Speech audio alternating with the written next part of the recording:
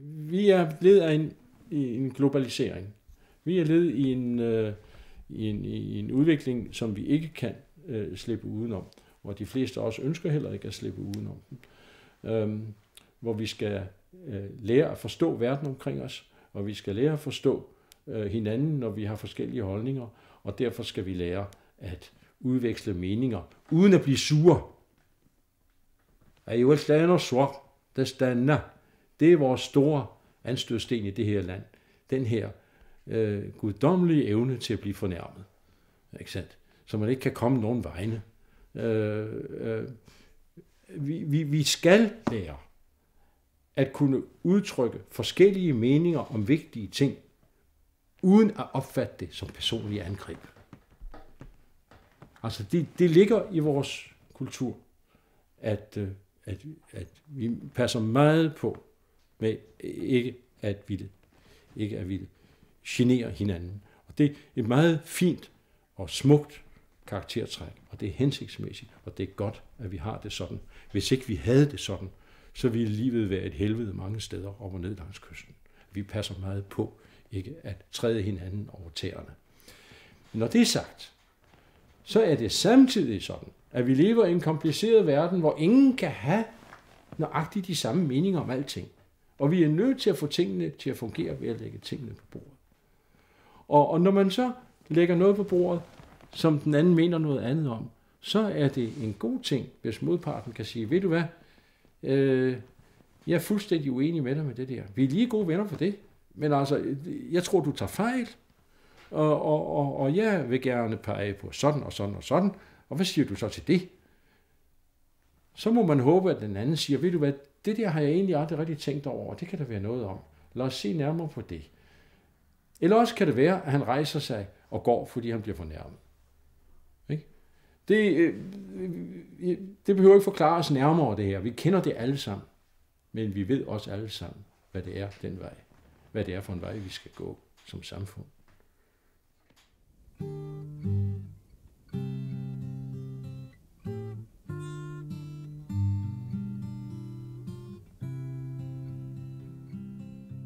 Ааллартитақ политиккери сорсуттарторлу 70-ник укиулик финлюнге исорнарторсиуисиннаассусеқарпоқ иллуатунгерисааса амерласуут акуэриуминаатситаанник писутсаммивиммит алламит исигинеқарсинаанери таппиффигай ерсеққиссулиортарнералу qassiinik каматситсисарпоқ соомиуна таама оқалликкуматутигисоқ. For de vil godt have, at der sker noget. Jeg synes, det er...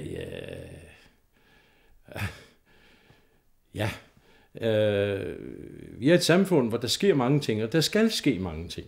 Altså, og der føler jeg, med den holdning, der føler jeg, at der er jeg på linje med udviklingen. Altså, jeg kan huske, da jeg kom tilbage i 1965 som ung præst her, og jeg blev slået af den der utrolige energi, der var i samfundet. Den der utrolige mangel på evne til at debattere og udveksle meninger. Selvfølgelig er det et spørgsmål om, der er en kulturforskel. Den grønlandske intellektuelle kultur er en fortællekultur, ikke sandt? Hvor den verden, jeg kom fra, var en diskutere- og debatkultur. Men man kan ikke komme udenom, at udviklingen går altså i den retning også her. Og at vi lever i et samfund, hvor mange af de problemer, vi har at slås med, ikke kan blive behandlet ordentligt, ikke engang i vores lovgivende instanser, hvis ikke folk lærer at debattere ordentligt. Og det holder altså. Det holder svært. Hvorfor er det vigtigt for mig, siger du? Ja, det er jo nok fordi, at jeg kom til Danmark som 13-årig, og da jeg kom tilbage mange år senere, så var jeg så blevet et andet menneske, og sådan lidt, som gerne vil have mange meninger på bordet, og gerne vil diskutere og endevende alting, ja. Der har jeg fundet noget rigdom. Jeg har det godt med det, og det vil jeg gerne give videre. Nunani allani sulinermini finlyngip aqusaagai arlaqarput iif parlamentimi ilaasortatut Danmarkimi nunanu allanut ministereqarfimmi siunnersortitut nunatta Brusillimi aallartitaatut kiisalu namminersornerullutik oqartussat Danmarkimi allafeqarfianni siunnersortaanertut taakkua saniatigut tatiineqarluni suliassaqarfiit assiingitsut suleqataaffigai kiingullermik namminersorner pillua taatimiititaliaq suleqataaffigalugu tassani nunanut allanut sillimaniarnermullu ataatimiititaliaq siulittaasuuffigalugu. Der er jo det at sige om Finn sådan helt generelt, at han er jo en ildsjæl. Altså Finn har et stærkt temperament, og når han går op i en sag, og det kan være mange forskellige ting, jamen så gør han det dybfølt, helt. Og det har karakteriseret ham i alle de mange år, jeg har kendt ham.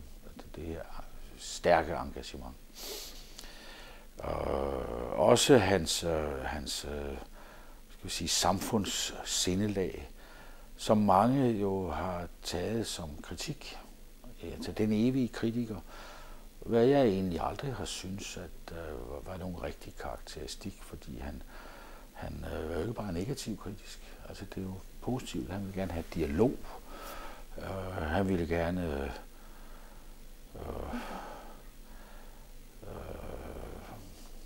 hvad skal jeg kalde det? Han vil gerne have folk med. Han vil højne indsigten i samfundsforhold. Og der tror jeg i øvrigt er en af de ting, som han den dag i dag savner. Altså han efterlyser dialogen, debatten.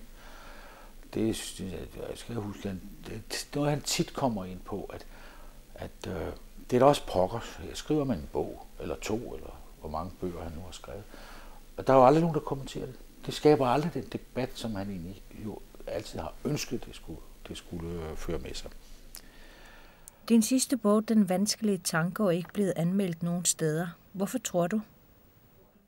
Jeg har lige set den anmeldt i Polarfronten. Her i Grønland. Ja, det har jeg altså også undret mig over.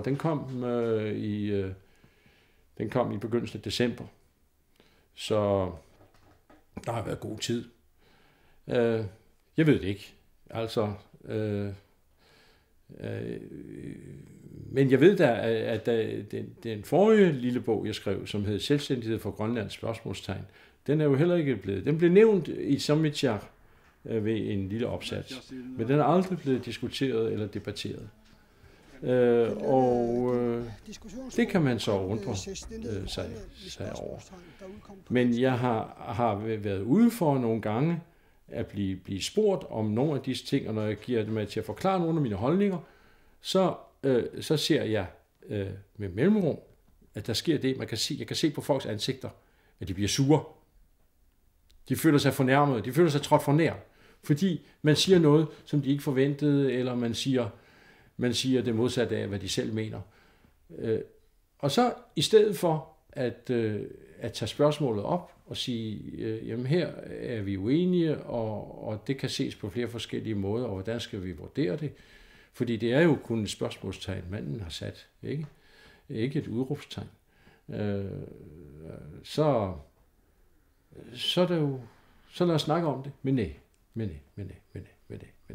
Nej, jeg har indtryk af, at folk her til lands, de har det som regel sådan, at når de der vigtige ting kommer på bordet, så vil man gerne have, at der bliver sagt de rigtige ting fra begyndelsen og lagt på bordet, og så ikke mere vrøvl. Ellers er du ikke en af os. Så kan du gå over og snakke i en anden klub. Ikke her. Vi har jo lige sagt, hvordan det var. Ikke? Og det er de der holdninger, som jeg aldrig kommer overens med. Nogensinde. Det der, det skal laves om. Finlyngip meeqaanerani anerlarsimaffia qallunaatut uqaluffiuoq. Angutaata aqqissuisup Christoffer Lyngip tamanna aaliangingaraa finnili taamanikkut nuummi meeqqatulli allatut ajornartorsuutiingivilluuk kalaallisut uqaluppoq. jeg kan slet ikke huske, at der var nogle spændinger omkring sprogsituationen som barn.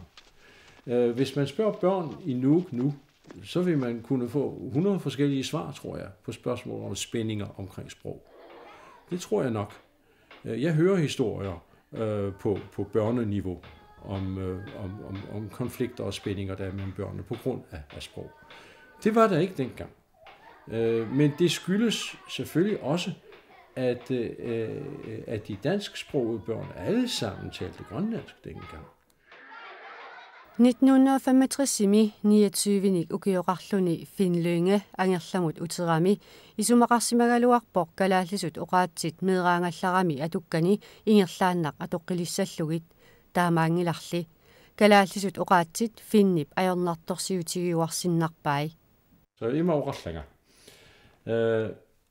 Meeraallunga taman perorartorpu kalaallisoqqaqqaqqina oqulluga. Meqallatullu. 13. ukiorartillunga Danmarkimu алларпуга. Таава 29 ukiorartillunga utarpunga. Palasitu. Таа укиун тааккунани 13-29 корнани таак укиу тааккут 16. Илниарпунга Danmarkimi. Илниарпунга аамнунани аллани Frankrig, Italien, Amerika. Таа тассунг ататиллугу оqaati ассингиту аам иликкарлуг. Аам малугаара тааманиккун оqaati ajornortorsuut tiginagin tas ilikkaas malugaak tas ilikkarpakka taakku ajorrutiivallarnagu taamaatum oqarpuga utarama 1965-imi nunatsin utara immin oqarpuga takuat kalaaloqaasi immapuuyorsimassavati amarlaneri kisianni soqutaangila tas nalungila oqaatin pikkurissusera uannammila misaqatiginia oqaatigisaaqarpu nalunagu taamaatumik anginnaralaaq kalaaloqaasi ilikkaqqissavakka taama immin oqarpunga qanumpisoqarpa ajarnaartorsuuti ruyussuarlu pivakka kalaaloqaasi Der sunafa ilami franske uqaasi aornanginnerupput uan Italien uqaasi aornanginnerupput tulu uqaasi aornanginnerupput kisianni kalaas uqaasi ilikkasalluit naak meeraatillunga atorsimagaluarluit ilikkaqqissalluit assut nalunartut malugakka taava alangarpuga tas iluami pilluga тассакта иликкаққиссаартариақассавак таак оqaatsit таамааттуми тасса илниартунгорпунга Кнураспуснер хоскулиани укиуливитсо укиоқ калааллиссуинна акорнанни пиллунга калааллиссуиннақ атуартарлута тусаақарлута аллами саммисақарнат кисиани калааллису таа иммин оqarpunga таккуат тассан хойскуулу укеериарuma таава калааллоqaasси аама има налунагит мааттуссус соqarumарпунта кисиани аамта таава таатас инунератаами ингерлару калааллоqaasси нуаннерақаакка ассукусанарпут ассут алуторнарпу qaatsit аама аторлуит нуаннерисарпак кисиан налунгилера пиккорлуффигисарлу кисиан имминтас таан иммин аперисарпу сунапписсутигалу пиккорлуффигисарпак соорунами тасса пиккорлуттуугами тасса аюнгилар таамаанниарли кисианни оqaati алла таамаангиллат има акиниарпаратаанна тас миссарратиинеқарсииннаангила оqaati лаат аорнангиннеруп иликкассаллут аллаллу аорнарнеқуллутик имаангила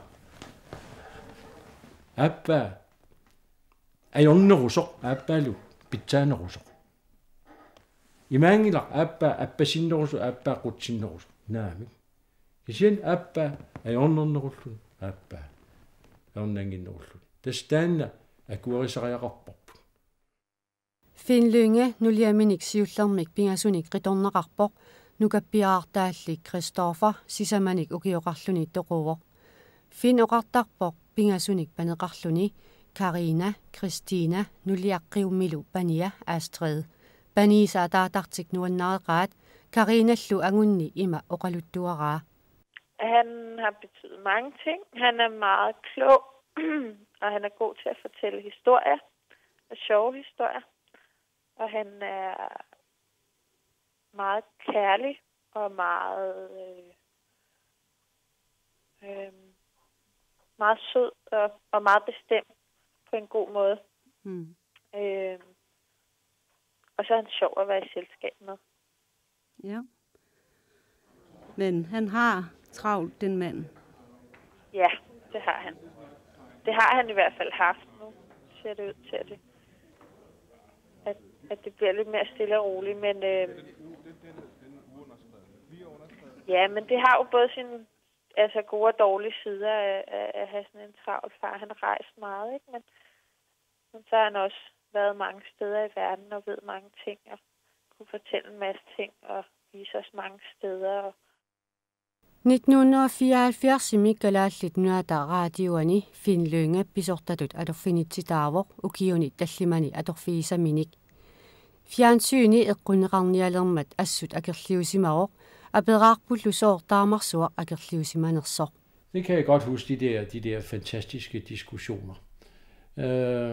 Jeg skrev flere debatindlæg under overskriften Hold gøgeungen nede.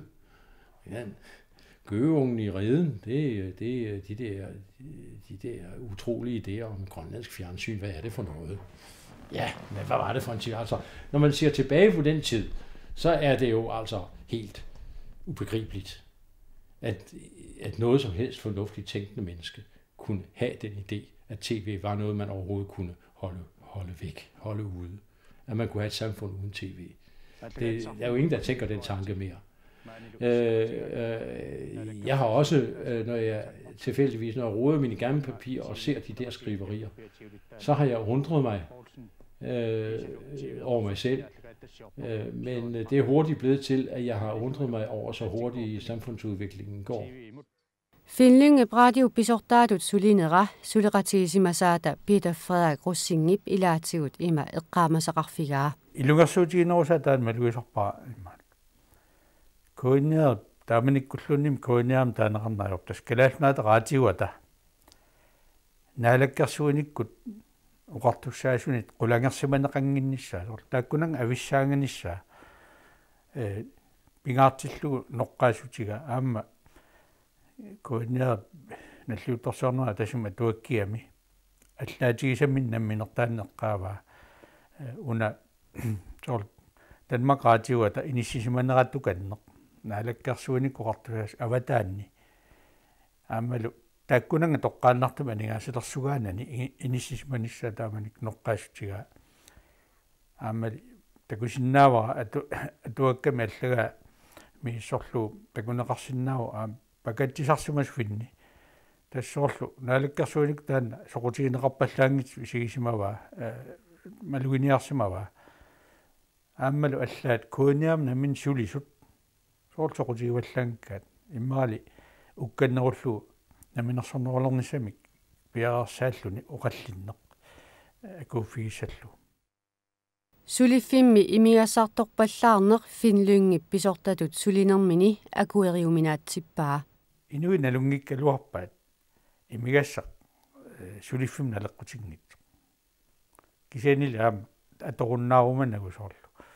Taavalu taamaaliornermin isertorluni pineq аққутигисарлу таанна финнип тупаатигалугулу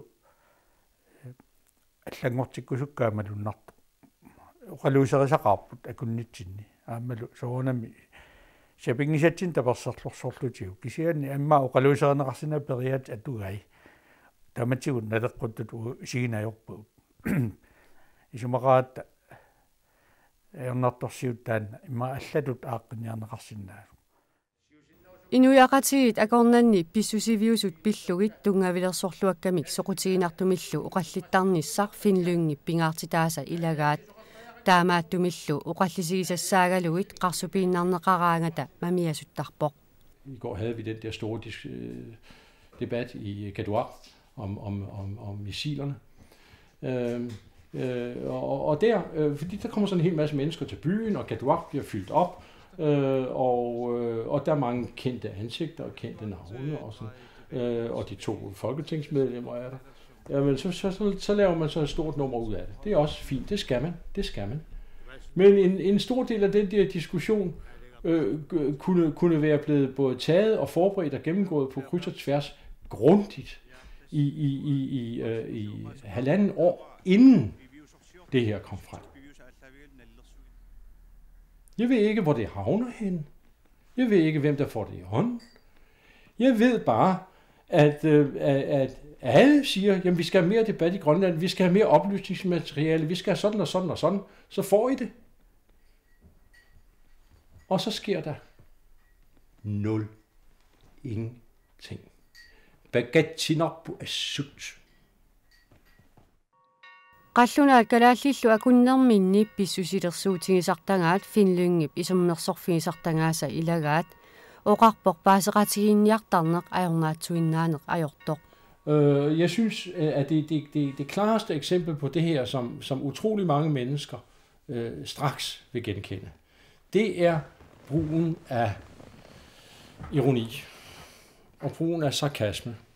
Sarkasme er det værste, fordi det er ondskabsfuld ironi. Ironi i sig selv er slemt nok. Ironi består i, at man siger det modsatte af, hvad man mener, på en sådan måde, at folk straks kan høre, at man mener altså det modsatte af, hvad man siger. Men det forudsætter, at de folk, man taler til, kender ironi. Der er ikke ironi i det grønlandske sprog, eller inde i det grønlandske hoved. Det eksisterer ikke. Man tager ordene for pålydende. Og derfor, når så der kommer en person og siger et eller andet, der på overfladen er meget, meget fornærmende, men er ment som en venlig morsomhed, så bliver det fuldstændig ubegribeligt. Og det er så danskerens blinde øje, med mindre danskeren har boet i Grønland i mange år, og selv ved, og straks har nogle antenner, og kan mærke, at nej, sådan skal jeg ikke lige sige det, jeg må hellere sige sådan og sådan. Ikke? Det tager nogen tid at udvikle de der antenner. Så længe man er blind på det der øje, så vil man med garanti komme til at fornærme og genere mennesker, som man slet ikke havde tænkt på at gøre det. Og så bliver alt andet vedkommende siger og gør derefter sat i et lys, fordi folk har en utrolig god hukommelse, og fordi det hører med til den grønlandske sjælelige kultur at kunne fastholde fornærmelser i lang tid. Og så går der kluder i det. Ikke? Når så det der folk, der så føler sig fornærmet, oven i købet rent faktisk er blevet krænket mange gange i løbet af kolonitiden, objektivt set, men så kan det godt gå hen og blive en vanskelig tango. Det ligger fra gammel tid, fra mange tusind år, at det drejer sig om for en familiefar. Det er at være uafhængig. En uafhængig person, som kan fodre sine kone og børn, og så bevæge sig rundt, hvor han vil. Det værste, man kan gøre ved inuit, det er at gøre dem afhængige. Det rammer sjælen. Det går ondt. Og det går ondt på en sådan måde, at man for alt i verden ikke vil tale om det. Ikke? Det synes jeg er ganske logisk. Sådan oplever jeg det selv.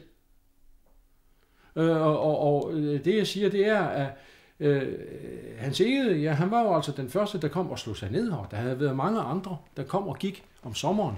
Han var den første, der kom og slog sig ned, og det fremgår også af hans dagbog, at det gik op for grønlænderne ude ved Ganger, at han ville blive om vinteren. Så blev de både forbavset og meget bekymrede, og også lidt vrede. Og så det kan ikke passe.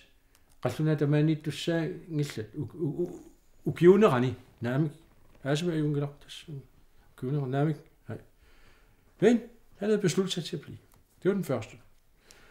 Og den vinter og de kommende vinter, der var Hans Egede jo i virkeligheden dybt afhængig af, hvordan han blev modtaget og behandlet af Grønland. Det vidste alle. De kunne have gjort det af med ham og hans familie i løbet af et øjeblik, hvis de ville. De var afhængige. Så gik der nogle generationer. Og så var det blevet omvendt. Så var det folk her, der var afhængige af Hans Egedes efterkommere, og de skibe, der kom og sejlede frem og tilbage. Og den afhængighed er blevet større og større hele tiden. Og den afhængighed vil den nye generation ikke finde sig i. Det er der omdrejningspunktet er. Og jeg vil hele tiden fastholde en diskussion om, hvorvidt det nødvendigvis er det klogeste og det bedste for Grønland at blive en fuldt selvstændig nation. Også i den situation, hvor vi fandt milliarder af tons af olie herude, og kunne blive et Kuwait, et arktisk Kuwait. Jeg vil fastholde, at det vil være klogt at have en diskussion om, hvorvidt den fulde, uafkortede nationale suverænitet i sig selv nødvendigvis er det bedste mål, dette folk kan sætte sig. Det tvivler jeg meget på. Og verden ændrer sig, og det er et lidt gammeldags koncept. Men det er en helt anden og lang diskussion.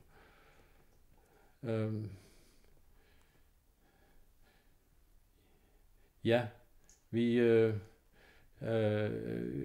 et frit land, og så siger du dog, at vi har kun selvstyre under Danmark. Jamen hør nu lige. Vi har selvstyre, vi har hjemmestyre under Danmark i medfør af hjemmestyreloven af 1978, så vi fik hjemmestyre i 79. Og det fik vi så på grundlag af en folkeafstemning. Den situation, vi har, den har det grønlandske folk valgt. Sagt ja tak til. Derfor har vi den. Og den er blevet frit valgt. Du kunne have stemt nej. IA ville have dig til at stemme nej dengang. Der var mange, der stemte nej. Men ikke nok til at forhindre det. De fleste mennesker i dette land ønskede den situation, vi har nu. Derfor har vi den. Hold fast i det. Den er ikke blevet påtvunget dig. Du er ikke et offer, fordi du lever under hjemmestyret. Hjemmestyret er det grønlandske folk bad om og fik. Hvis du vil have noget andet, så skal du tænke det igennem, så skal du samle underskrifter, så skal du prøve på at se, om man kan få en ny folkeafstemning om et nyt tema. Sådan fungerer demokratiet. Indtil videre, så har vi, hvad vi har bedt om. Vi er fri mennesker. Eqqamasum ilagat taamalikkut finni ilinniartuusoq suli palisingorniartornaapeqqarakku kisian taamalikka tuullinu aamma ilaasortaalluni suliammigu ingarsoq assoruussuaq tassuavut trissikkun taamalikkut 1936 aallartilaarnaarni inuussuutsornit nalaan taamalikkut nuannarasarpa inuk maluisindaak inakusilassorissoq eqiasuitsoq aammalu oqaloqosiissallugu ajornangilluinnaqqissaartu taamaattumik naapittarnagut taamanili qilanaalugi naaparasigipisarput. Da jeg var ung, der var under 10 i hvert fald grønlandske studenter og studerende at gøre godt med. Under 10. Og se, hvad der er sket på de 30-40 år. Det er jo utroligt tigerspring, som det grønlandske samfund har taget fremover. Nu står vi med disse 100 af studenter og studerende. Jeg er ikke i tvivl om, at fremtiden er god. Og at den verden, vi står med, kunne vores forældre aldrig kom til at begribe. Heller ikke, selvom de fik det forklaret. De vil ikke kunne forstå det. Jamen, det er det samme med os. Jeg vil ikke våge at spå om fremtiden. Jeg ved bare, at det grønlændere kan til den tid, det sprænger de kategorier, vi står med nu, hvad vi kan. Altså, pessimisme hører ingen steder hjemme. Det er på med vand, godt mod, så videre. Vi ved, du siger, hvilket råd der er at give til ungdommen. Jamen altså, det første råd er altså, stå fast, løft blikket, se op, se frem, hold ved, bliv ved.